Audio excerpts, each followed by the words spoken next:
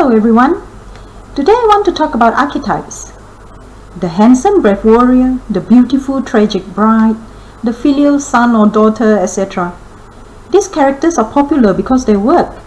They come up quite often in stories because readers like reading about them. Today I would like to talk about how you can use these existing popular symbols and adapt them to your local story. There are lots of articles and writing tips online that list out the different archetypes, so I will not discuss them all in here. You can just search for a list online and adapt them to your needs. I have said in earlier videos that I do not like reading romance. However, stumbling across the work of a Chinese writer a few days back has convinced me that it could be because I have been reading the wrong kind of romances. Right now, I'm quite obsessed with Mo Xiang Tongxiu's work. I hope I pronounce her name right. I guess I just need lots of sword fighting mixed in with folklore, tragedy and magic in my romances. There are way too many characters in Heaven Official's Blessing to discuss in one short video, so I will be using the characters in Jane Austen's Pride and Prejudice. The story is widely known, so I expect that most of you have either read the novel or seen a movie or drama version of it, so it should help you follow today's tips. For romance, as in Jane Austen's Pride and Prejudice, the favorite trope is a high-status hero with a character flaw, such as Mr. Fitzwilliam Darcy, and a heroine of good character with a lower social status, hence Miss Elizabeth Bennet. The hero's character flaw, of course, is something that the heroine has either misunderstood or is expected to fix. So, did Jane Austen invent those characters? No, mothers did. Daughters of my generation have been taught since young that perfect love is only possible with a man who is your superior in a material way. I think this is the reason why this archetype is so popular in the past, especially in romances, because we tend to be drawn to what is familiar to us. I hope it has changed now. Why use archetypes? Because archetypes help build instant connection with the reader, since they are quite common in many cultures. The simple plot of a rich, aloof man pitted against a poor but smart woman in itself is a predictable story. The way to spice things up is to put troublesome characters or situations in their path so that their personality can shine through. Meaning that if you want your main character to shine like a many-faceted diamond, then you will need to compare and contrast them with other simpler characters. Okay, I hope what I say next makes sense. Please leave questions in the comments, alright? For example, the scholarly father Mr. Bennet reflects Lizzie's intelligence. On the other hand, the troublesome sister Lydia is reckless and irresponsible.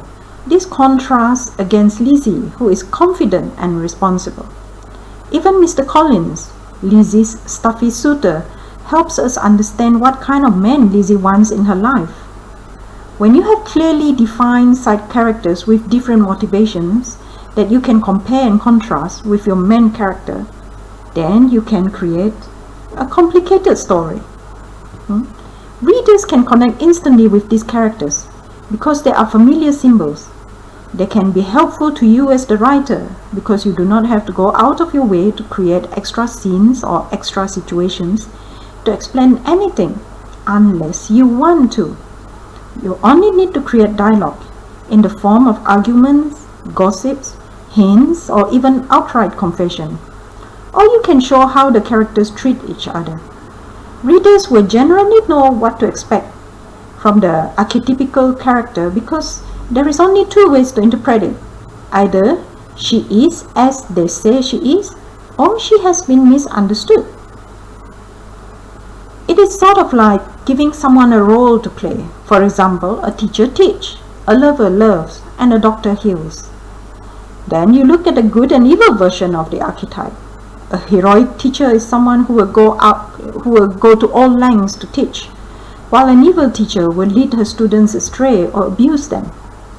We all know that story, so it is relatable. A good lover is charming and respectful, but a bad one is domineering and controlling. You get the idea? Archetypes are useful because they help you simplify character building. If you want to learn more, there is a number of free online articles about Carl Jung's study on symbolism and tropes. I used to think that this simplifies characters too much, but then I noticed that they are very useful in helping me manage the side characters I have created. The more complex your story, the more clear the side characters must be. For example, a loyal secretary betrays the boss and a contract is cancelled. Later in the book, the boss finds out that this secretary is trying to protect him from being cheated by the other company, which happens to be her brothers.